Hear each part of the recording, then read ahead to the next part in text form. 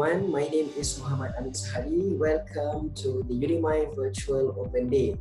And for today, I'm going to bring you guys to have a brief introduction on cybersecurity. And the topic that we are going to explore today is related to cybersecurity and cybercrime. Alright, for a start, let's look at why cyberspace is attractive to people. There are many points, there are many reasons on why cyberspace is attractive. The first one is because of the anonymity. When we talk about anonymity, identities are difficult to prove. For example, let's say when you go online, it's very difficult to prove whether you are the real person or you are pretending to become someone else. And the second one, the cyberspace is unregulated. No one owns the internet, no country rules the internet, and therefore people are free to do whatever they wish over the internet. The third one, we are talking about borderless. And when we talk about borderless, laws are confined within boundaries. It means that different countries will have different ways of implementing cyber laws in their countries. And other than that, internet is attractive because of the convenient services provided.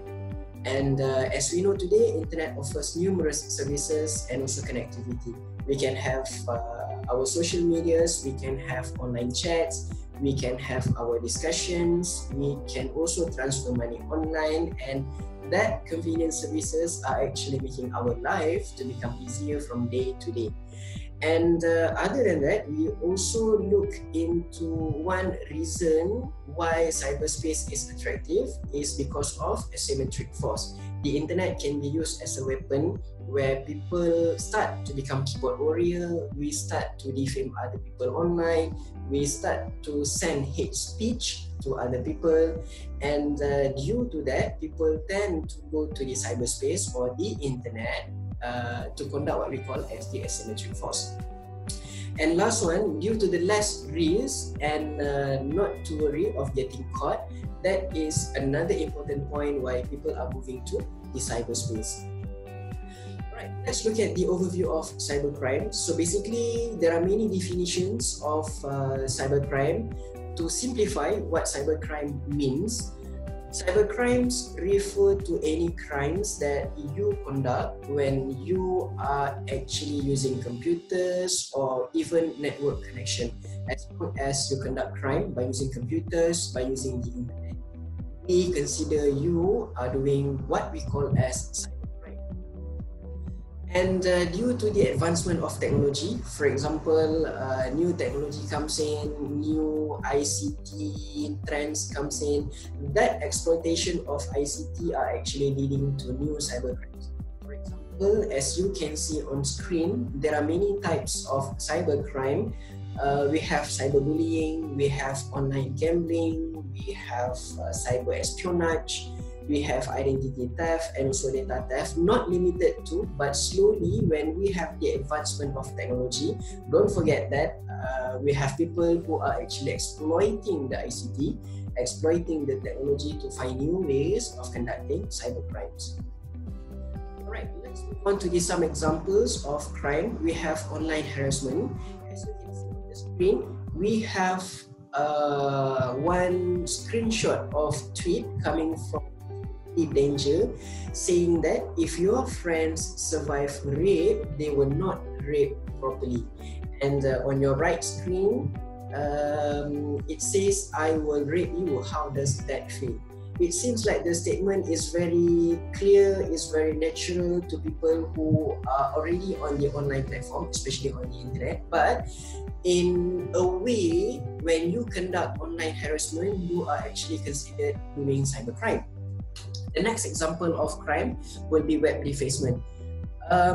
In your slide, you can see that the screenshot of a website turned down by the people of Pakistan, and it says, "Feel the power of Pakistan." We have Pakistanis people who actually hack websites, and this can also be considered as cybercrime. Other than that, we have hacking, where people get into the system, get into network unauthorizedly, either for good purposes or bad purposes, either for stealing data or checking for information, hacking is considered as cybercrime. And try to avoid yourself from getting into the hacking activities. Other than that, we have what we call as the cybercrime, known as cyber terrorism. And basically, we have many online terrorists, starting from being a keyboard warrior and slowly to become terrorists over the cyber. So cyber terrorism is also one of the crimes that we should always avoid. Right. Next, we have love scams. And as we know, love scams, people tend to persuade you to fall in love over the internet, for example, on social medias or online chats. So we persuade people to fall in love, and at the end of the day, we persuade the people that fall in love with us to transfer some amount of money, and that is considered as love scams, where we are actually stealing people's money from the scams.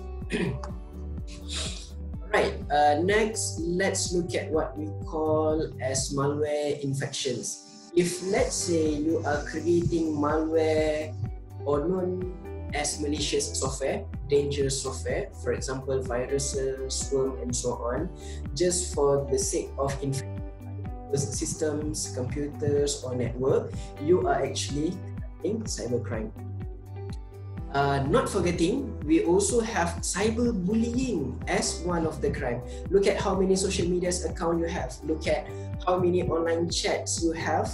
Online chats account, especially chat groups. For example, let's say Telegram, or let's say you are on WhatsApp. How many groups you have?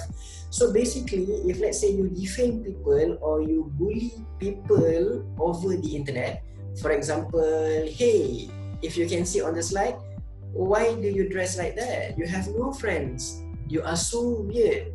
You are actually stressing people by bullying people, and even though you conduct the act of bullying online, you can also be considered as doing cybercrime. So try to avoid bullying other people online, especially on social media, where you bash other people, where you say bad things on people, especially on social media or even on online chats account or groups that you have.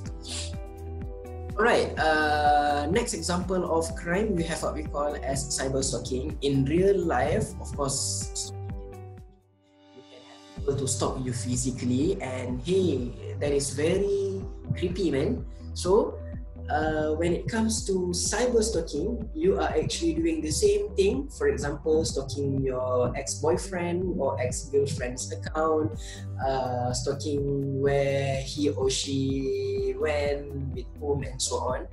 But when you conduct cyber stalking, that is another example of cybercrime. Even though you don't conduct stalking physically, you conduct stalking over the internet, it is also considered as crime. Other than that, a very famous cybercrime, which is known as pornography.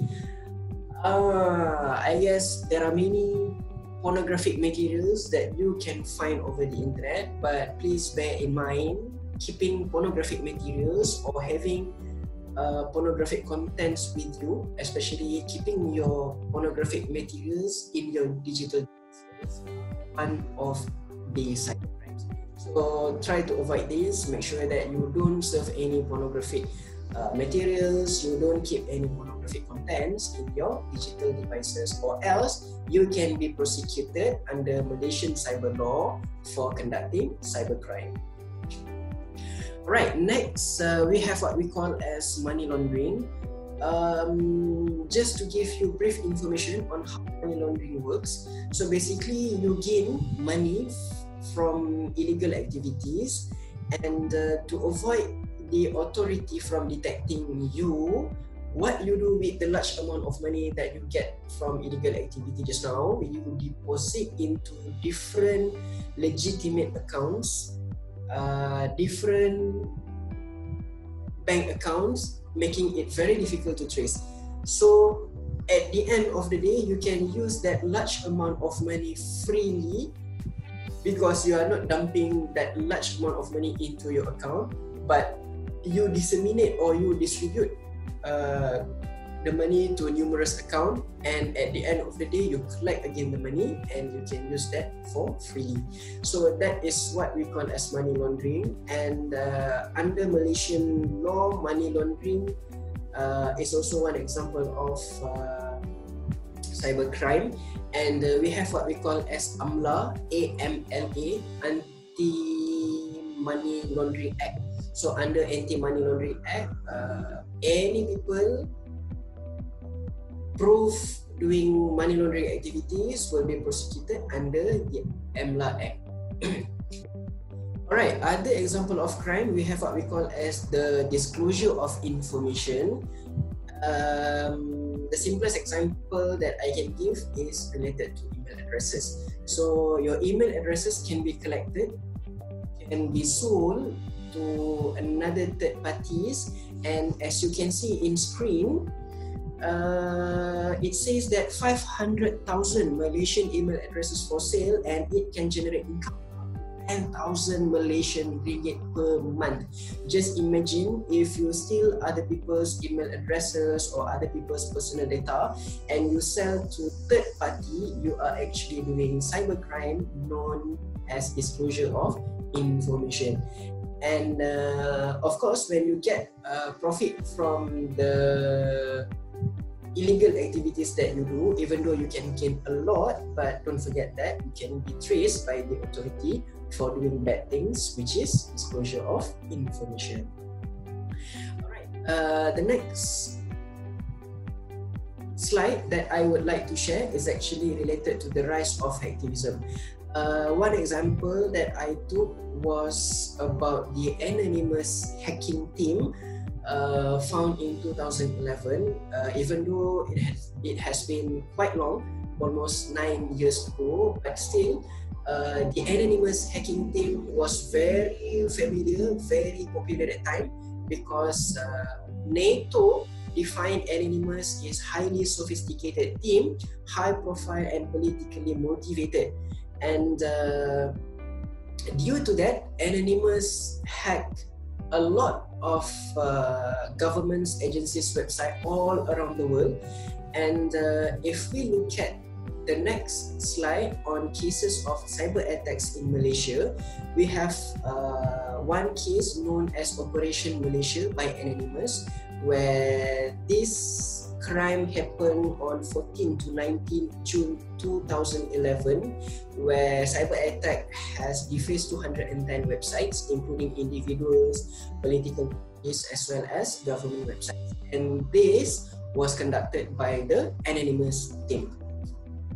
And other than that, we also talk about the misuse of social media. And as for example, if you can see on the slide, we have new Facebook malware. Fake video claims Malaysia Airlines missing plane of MH370 has been spotted somewhere near the Bermuda Triangle. It is a fake news, and the news has been created in a fake way so that people will click on the fake video, and the malware will be injected by using clicking method. Once a user has clicked on the Facebook malware, then the malware will be executed through the fake video that can be found on social media.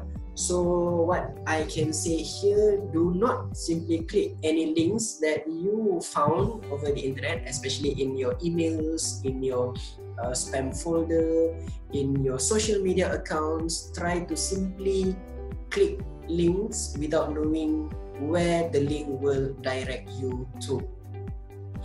Right, there are many mediums can be used for conducting crimes. We have images, videos, computers. You can even use your mobile phones to conduct crime. Social media can also be one of the platforms to conduct cybercrime. For example, you use your social media to send hate speeches, to send violent content, to defame other people, and you can also be prosecuted if you are found guilty by doing this kind of cybercrime. Alright, let's look at how to deal with cases related to cybercrime. And this is where digital forensic comes in, digital evidence comes in. When a particular crime happens, we need to have digital forensics so that we can collect, we can find the digital evidence that lead to the crime that has happened just now. And let's look at what is digital forensic. Okay, according to the Digital Forensic Research Workshop 2001, digital forensic is the use of scientifically derived and proven method towards the preservation, collection, validation, identification, interpretation, documentation, and presentation of digital evidence derived from digital sources for the purpose of facilitating or furthering the reconstruction of events found to be criminal or helping to anticipate unauthorized actions shown to be disruptive to planned operation. So basically, to simplify digital forensic, basically digital forensic is a proven method in preserving digital evidence that we can find and also we can analyze and we can use to reconstruct the crime happened before we prosecute the criminal for conducting cybercrime. Okay, moving on, let's look at our next slide on digital evidence. So basically, digital evidence is related to any data or information that are valuable to an investigation. So basically, when we talk about digital evidence, any digital form of data and information that you keep, you receive or you transfer by using a digital device. So digital evidence will be acquired in case your digital device are seized and secured for examination or for further investigation. There are a few things that you need to know about digital evidence. The first one, digital evidence is latent, just like your fingerprints or your DNA evidence. Digital evidence can also crosses jurisdictional borders quickly and easily. As I mentioned previously, different countries will be having different mechanisms, will be having different ways of implementing their own cyber law. So when it comes to digital evidence, it crosses national border quickly and easily. And not forgetting, guys, digital evidence must be taken care very carefully because it is easily altered, damaged, or destroyed. And last but not least, digital evidence can also be time sensitive because when we talk about digital evidence, don't forget that you have digital evidence stored on your digital devices. Your time in your digital devices, your timestamp might be different. So if let's say you have one computer telling it's 3 p.m.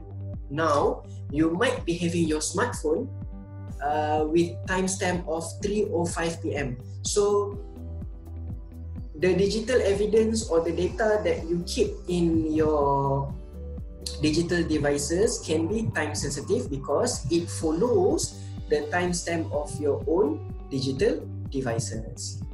Alright, talking about digital forensics, we have many branches of digital forensic. We have 8 branches, as you can see on the slides. We have computer forensic, we have embedded device forensic, internet application forensic, we also have image forensic, mobile device forensic, video forensic, audio forensic, and also biometric forensic. So basically, these areas of forensics can help in determining, evaluating, or analyzing cases related to digital.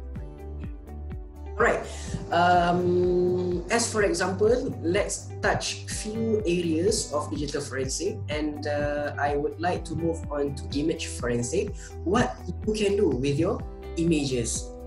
Alright, so basically when you have your images, you can perform what we call as color depth analysis, where to simplify, the more colors you have on your images, the more quality. The high quality, the better, the clearer images that you will get. For example, if you can see the first picture, it says 1 bit, 2 colors, and the last one you have 24 bits with 65,536 colors in total. So basically, the higher number of colors that you have in your image, the better, the clearer, the higher quality of images that you will get. Alright, other than that, we can also perform what we call as a JPEG quality setting. So if let's say you have high quality setting, you will have clearer and better picture. For example, let's say if you have low quality of JPEG setting, for example Q1, you can see that you won't be able to see the picture or the image clearly. I can say the picture is pixelated, but if you compare the first picture with the sixth picture with quality of 100, you can see that the picture is better, clearer, having higher quality and flawless, and that is where we can analyze to get digital evidence when it comes to crime related to images. So if let's say you conduct cybercrime related to images, let's say you send fake images or whatnot, so basically we can check on the quality setting to grab or to collect whatever evidence that we can find on the images. Alright, other than that, when you perform image forensic, you can also do what we call as image enhancement, where you can enhance your image to have a better and clearer view. Okay, for example, if you can see in the slide, you have a darker image before enhancement, and when you have enhanced your image, you have a better and clearer picture for you. So image enhancement can include, for example, auto correction. You may adjust colors, you may adjust brightness, you may adjust the sharpness or even the hue of the image to have a better one.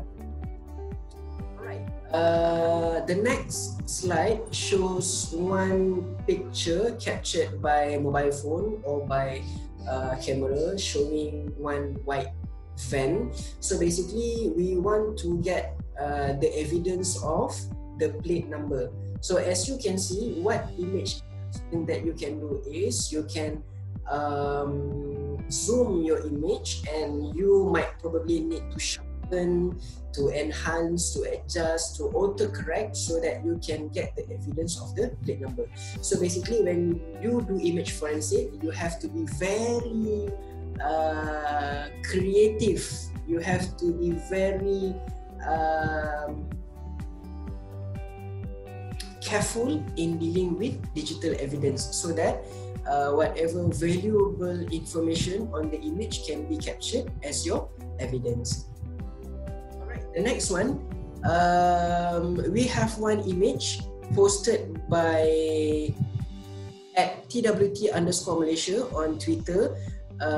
It says that the image of a plate number in Arabic or Jawi saying Menteri Besar Kelantan with registration number of DV1. So basically, how can we know whether the image is true or whether the image is real or fake image? So this is where you can conduct what we call as error level analysis to check whether the image has been modified, has been altered or not. So when you perform error level analysis, let's look at on the next slide. So this is what actually happened. You can analyze that the image has been altered and the Arabic word of Menteri Besar Kelantan has been added to the image. The real one is not true. So what you can see on the right image is a small white dots on the area that has been altered or modified. So when you perform error level analysis, you can collect evidences such as whether the images are fake or real images. And who knows, this might be useful when you want to conduct digital forensic related to images. Alright, let's move on to mobile phone forensic. let's look at what analysis can be done on your mobile phones. So basically, when we talk about mobile phones,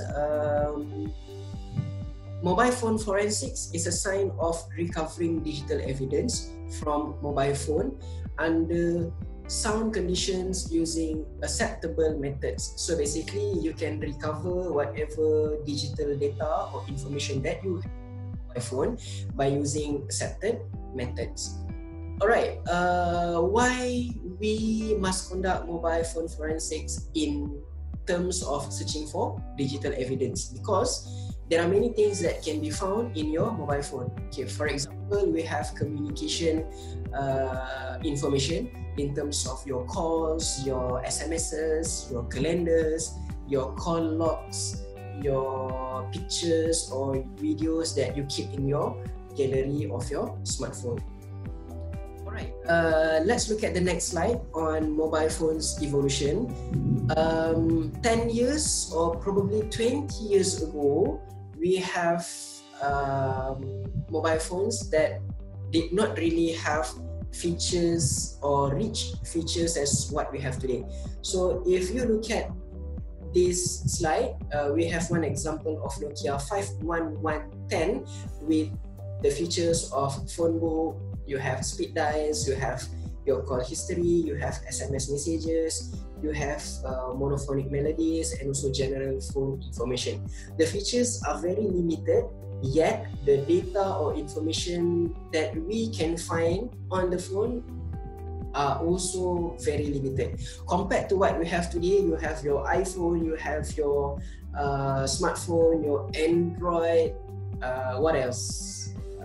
Any other smartphones that you can find today. The more advanced the smartphone that you have, the more features that you can find on your devices. Okay, for example, let's talk about our latest smartphone.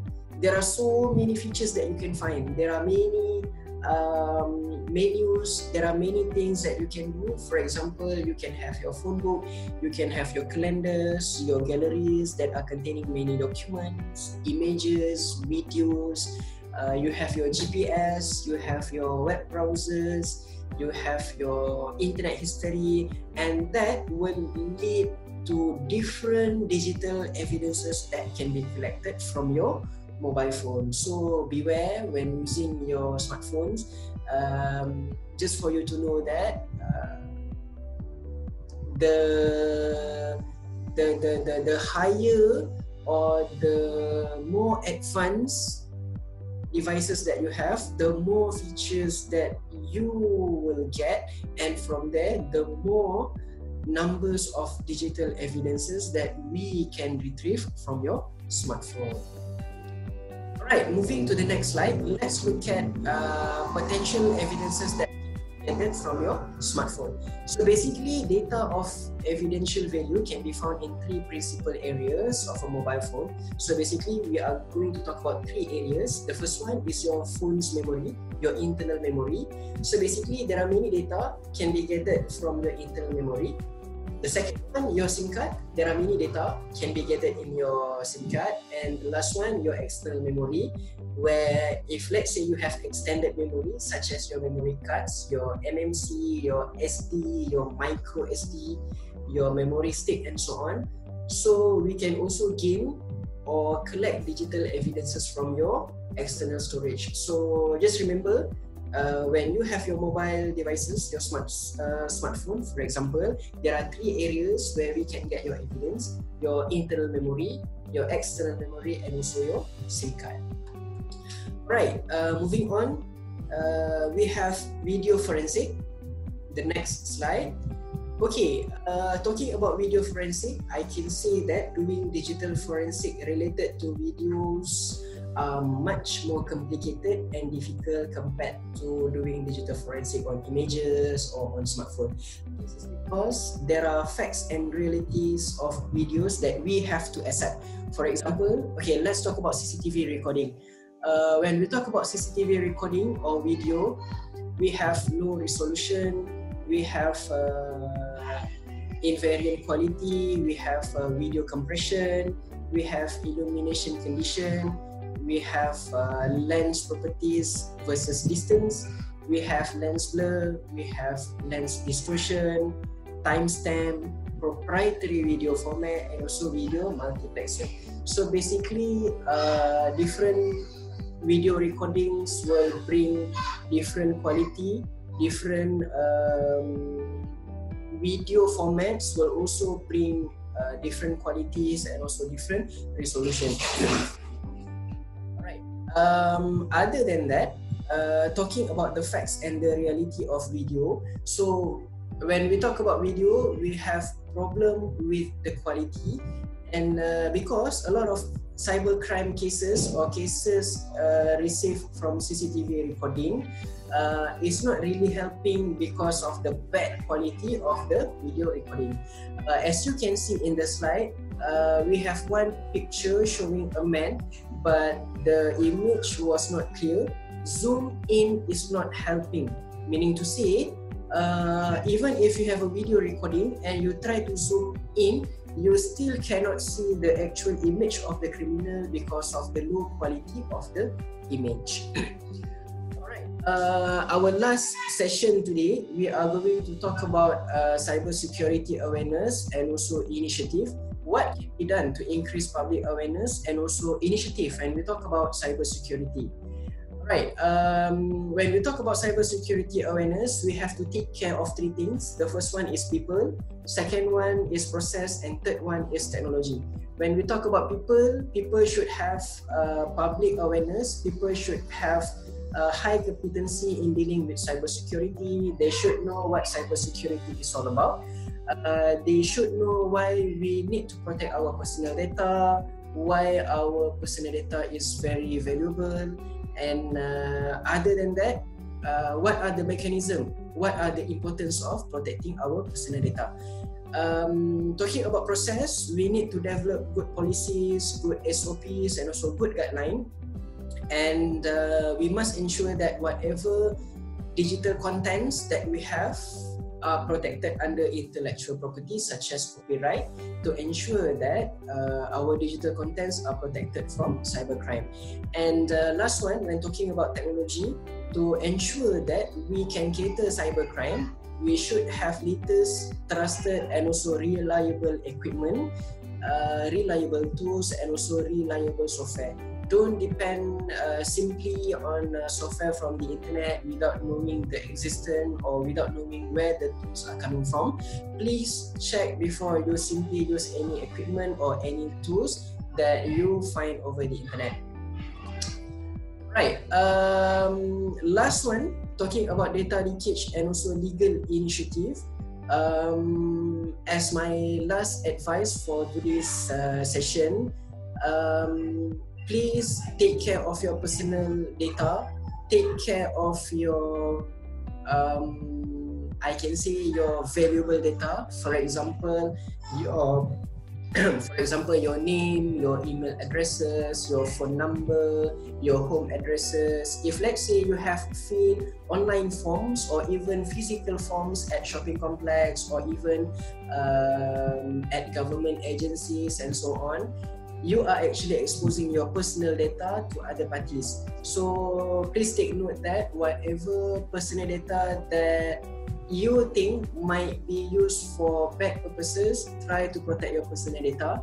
Do not simply expose your personal data to other people unless you have valid reason on why other parties need to have your personal data. Alright, I guess that's all for now.